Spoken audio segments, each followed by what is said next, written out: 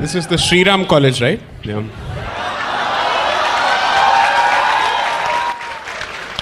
Jai Shri Ram. Right. So first of all, thanks to the organizers for putting together such a fantastic event and the audience for turning up in such brilliant numbers. As usual, I think the alleys have been converted, or the aisles have been converted into pathshalas. Thank you so very much. I was wondering, I was just going through the email that was sent to us on the topic. The topic was, can Western narratives and Indian narratives, or Western media and Indian media coexist? If I were on the other side, I would have stuck to the topic.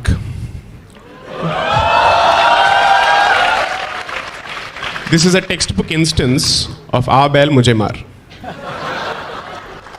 You've opened the Pandora's box by speaking about freedom of speech, when instead the topic was slightly different. Good. Can of worms has been opened, so let the floodgates open. Now we are being told that free speech in this country is almost on the verge of extinction. So Anand rightly pointed out the First Amendment to the Constitution. So I'll explain the backdrop to it. So Mr. Nehru seriously was interested in pushing his land reforms agenda. I am not on the question of whether it was right or wrong. I'm just saying that he had a certain policy initiative which he wanted pushed. You know who was actually raising the red flags to his initiative? The ones who raised the red flag always, the communists. Okay? So people like Romesh Thapar started writing against it. And there was active opposition to everything that he was doing. Courts were overturning his judgments, or rather his initiatives through judgments. So two consequences happened simultaneously around that particular period, which till date affect the Constitution. The first is the introduction of severe limitations on free speech. The second is the introduction of the 9th schedule to the Constitution, which effectively protects all those land reform legislations from any kind of constitutional challenge. Imagine an elected government in a democracy taking a policy decision and ensuring that that policy decision is immune from judicial review through a constitutional amendment for all time to come. And we are being taught democracy by the scions and descendants of this legacy. Second, today we are suddenly being told, oh, social media explosion is the reason for survival of free speech in this country. Otherwise, you see, free speech is being bought by mercantile interests and so on and so forth. Who introduced Section 66A to gag free speech on social media?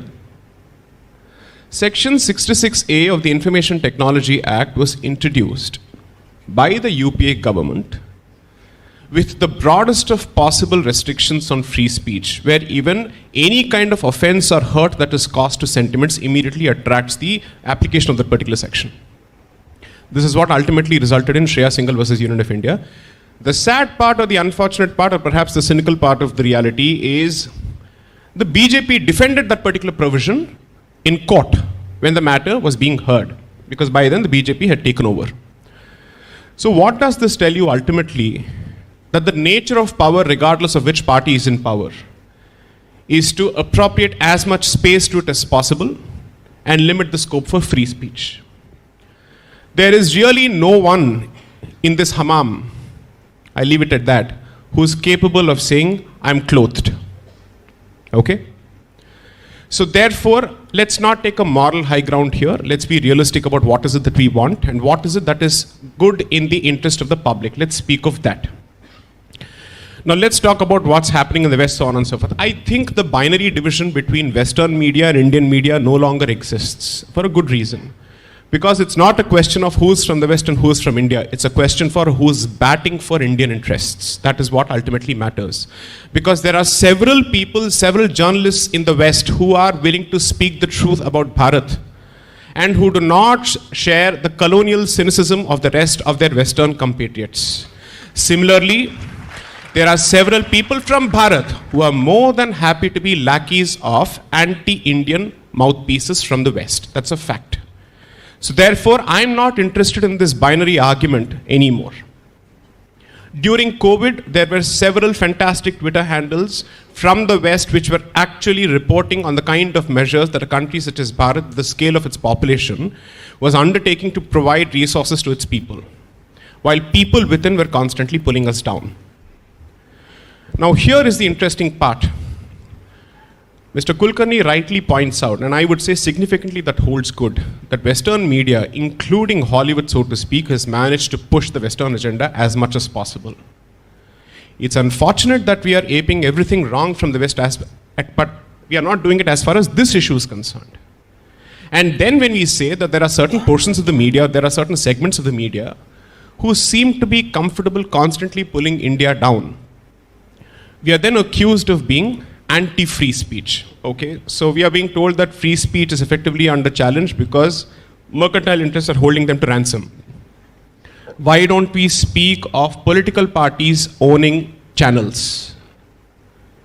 In the South, business interests and media interests merge and they're controlled by parties. You want a standing example?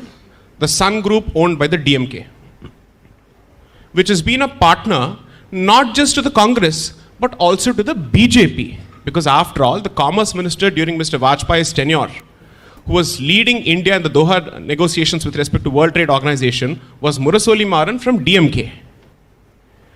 Neither party deemed it fit to crack down on the holding of media interests by political interests or political organizations. That has never happened. Why just the DMK? Jayalalitha also owned Jaya TV, which continues to be run by the ADMK. I would say it's much better for a mercantile interest to own, let's say, a media organization as opposed to a political interest, because there's a serious conflict of interest on both sides. That's a discussion that we don't seem to be having here. Now, ghoom phir ke abhi baat jo hai, it has become about only the Congress and the BJP. I would say at this point, members who are listening to this should actually say we are sick and tired of this nonsense. We'd like to actually have a discussion which goes beyond the BJP and the Congress. And we'd like to talk. Because until the cows come home, this battle will go on. But nevertheless, given the fact, the cow, of course, pun intended, given the fact that the Congress has been in power for a longer period of time, ask any student of constitutional law. Almost every decision on free speech involves a clampdown on free speech by Congress-ruled governments, either at the state or the center. So at the very least, the Congress must take a look at its own history before it starts pontificating to the rest. And you're certainly in no position to pontificate today. When all the information is out in the public domain through the social media, people have access to judgments, people have access to decisions, file noting, so on and so forth. You're in no position to pontificate. To ape him, 30 seconds. Yes? So I would only request you to ask yourself only one thing.